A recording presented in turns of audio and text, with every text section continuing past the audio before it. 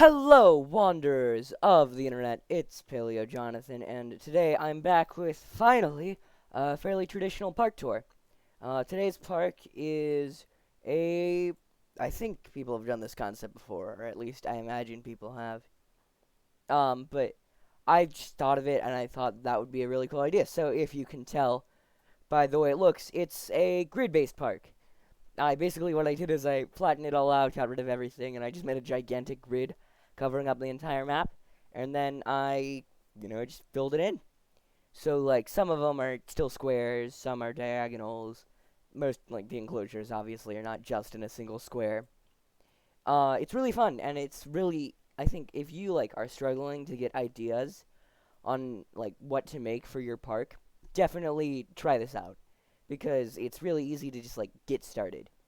Um, so I might as well just get started on the tour. So we have first of all we have our like main street with a couple buildings each side, two restrooms, and a long like river-looking section, and yeah, basically. And you might notice that each of the like buildings here have their own like biome. Like we have taiga, snowy, rocky, foresty, stuff like that. So then traveling into here, we have an innovation center, which is one of the larger squares. Not that isn't literally an exhibit, with a few hotels around it, of course. And then I can head right on into the next enclosure. This one being like a sort of tropical themed one, with a nice little tower overlooking it. And inside you will find Gigantospinosaurus with a pretty dull skin. It looks really nice, but it's not as brightly colored as I thought it was going to be. And then somewhere around here we should have, yep, some 4 different Amargosauruses. Some of them being a beautiful green, and some of them being a very pretty brown. Amargosaurus is so cool. One of my favorite new additions. Honestly, all of the new additions are really stellar. Like there's some pretty boring ones in the from the base game, but like all of the new stuff is really neat. So anyways, yeah, traveling around that grid and through to here, we have this open area for the monorail track to travel through. And to our left, we have a snowy mountain exhibit, um, which looks very cool. I think this one is one of the most striking like biome changes, and that's the reason I decided to build it on Canada. Is because with sand and snow, and like all like the paleo flora, it is one of the best for like if you want to make like loads of different biomes in it. But yeah, so in here we have Cryolophosauruses as a reference to the fact that they lived in Antarctica, even if it wouldn't have been in the snow, typically at least. And they have a very pretty skin. I love that blue and like the little head crest. But yeah, they have their meat feeder at the very top to encourage them to travel up here. And they also have, honestly, I just thought this was really nice looking, like a little frozen lake. I love it. I love that. I wish that the issue with snow is like I would love to make an entire snowy park, but the problem is like even on the alpine map, like the borders are all grassy, so you can't really like make a snow park. I guess this is the best way to describe it, unless you think of like ways to use it like this, where like it's all junctioned off from everything else. Junctioned? No, separated. Jeez, what is junctioned? Don't know why I decided to use that. Anyways, we have an area over here with some ginkgo trees, just because I think they look really pretty.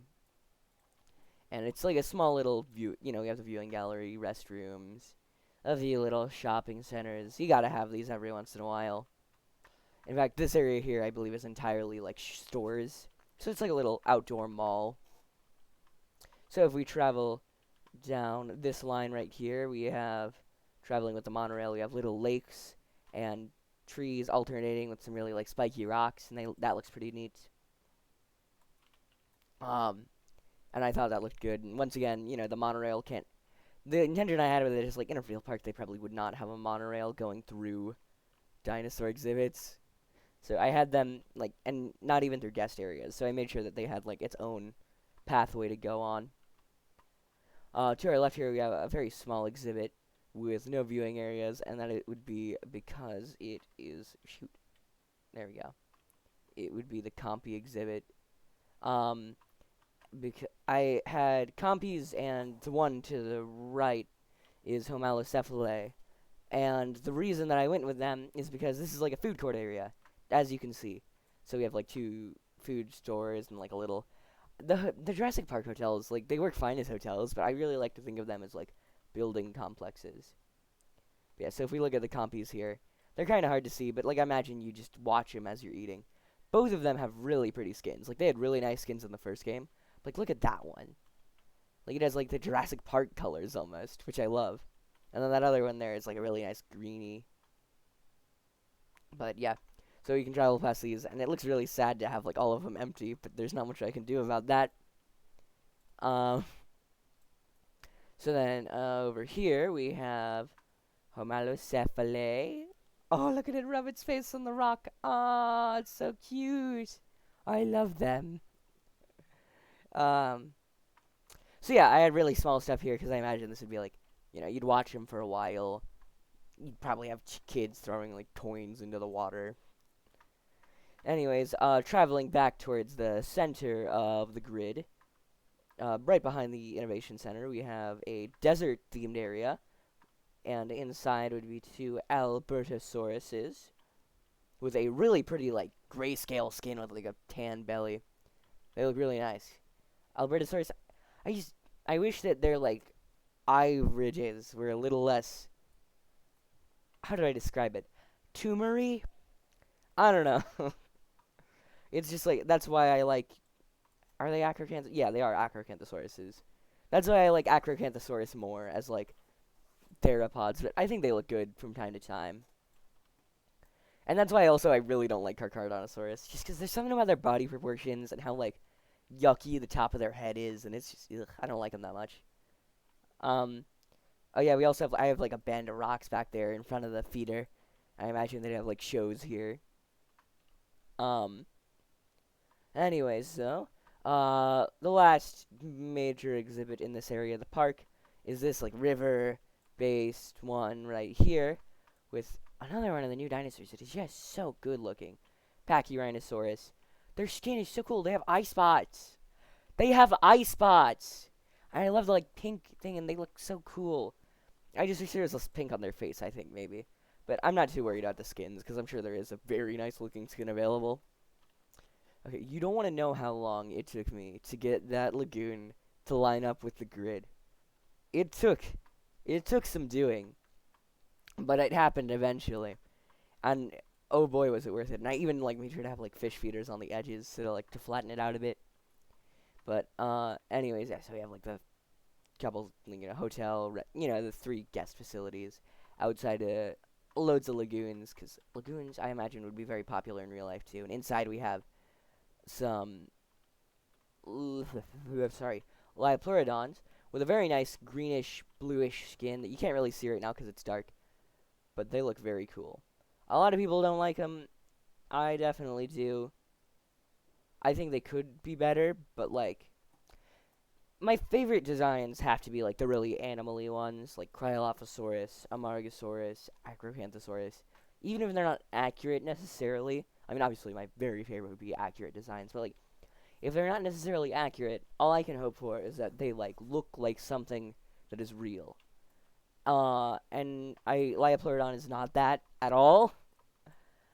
I like them because they just look cool. I mean, it's like, look at that. They're like, a lot of people get on them about like the dragon thing, but like, look at them from front on, and they're intimidating, and that's what I like. Oh, nope, something's sick or something. Boy, I'll find out once I'm done with the tour. So then we can go up these like steps with like little lakes here that I thought looked pretty pretty. And then we transition in this so the viewers wouldn't, like the people of the park wouldn't see what's inside of it as they travel around. And that's on purpose. So there's, and then, I mean, yeah, obviously it's on purpose, but like, you'll see in a bit. And then we have a few stores around, a fossil shop with, I think actually it turned out looking really cool. Like, I wish I spent more time. Is that a poster for Jurassic World Fallen Kingdom? Huh. I wish I spent more time on the shops. I mean, like, they can look really neat. Like, this one right here was pretty quick, but I like it a lot. I don't know. It's not where my interests lie, really. No, honestly, hot take. I am a mid-tier park builder, but high-tier park ideas. I'm not going to explain that any further. Uh, so then right here we have a nice little tour in like a tundra, and this is like the exhibit that was being like kept walled off, which I imagine they can't even like see the mountain. Yeah. Oh shoot, tilted. Because this one is like a tour, and I think it would be like a really cool shock to the view, like to the guests, finally getting to see inside.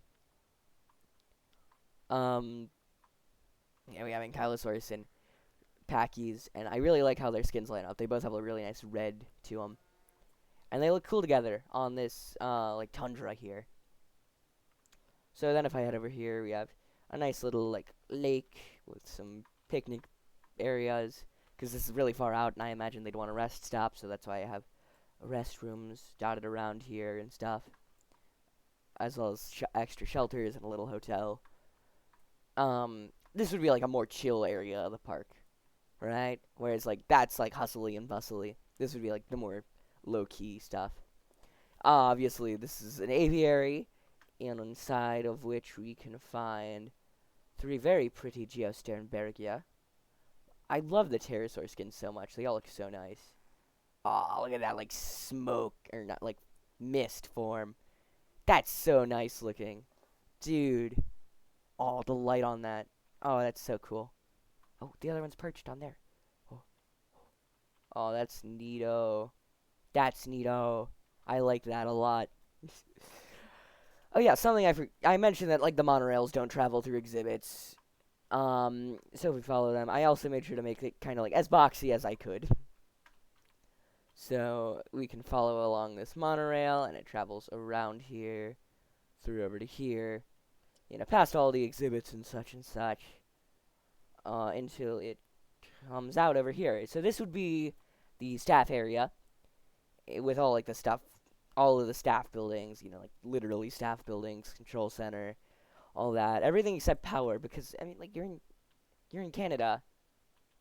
Actually, something I really don't get is why, like, there's no buildings anywhere near them, and, like, I mean, it's because it would be, like, kind of hard to work with, but, like, they get the power from the power stations, wouldn't they? Well, anyways, yeah, so the monorail has some pretty neat-looking lakes around it, yeah, all the staff buildings looking as good as I could make them. The idea I had for this one was that, like, the grid is still there if you look very carefully, like, it goes there, and then it goes diagonally all this way, and then, like, this is the only fully completed square that ended up remaining. But I imagine that in, like, a staff area, they would hold on to that idea less. Obviously, it's held to here, but it is the only one that doesn't, like, completely fit in the squares, because I wanted to make it a little bit bigger than it would have been otherwise. And this is, like, a research area that wouldn't have, like, guests in it, because inside is a gold and blue Indoraptor, which is such cool. So cool that you can make such different skins for some of these animals. It's neat. I think that's basically it, honestly. I don't have much else to show. I think this park, one strength of it is that it is one of the best looking from above out of the ones I've built. Like, you can really, like, it looks interesting. And hopefully that meant that the thumbnail is going to get some clicks. This is a joke. But yeah, thank you guys for watching through this tour. And next video out should be the Jurassic Challenge Road stuff. But I won't be abandoning Sandbox tours. This is always my favorite part of the game. And yeah, thank you guys for watching the video. Hopefully you enjoyed it. I will see you guys later. Bye-bye.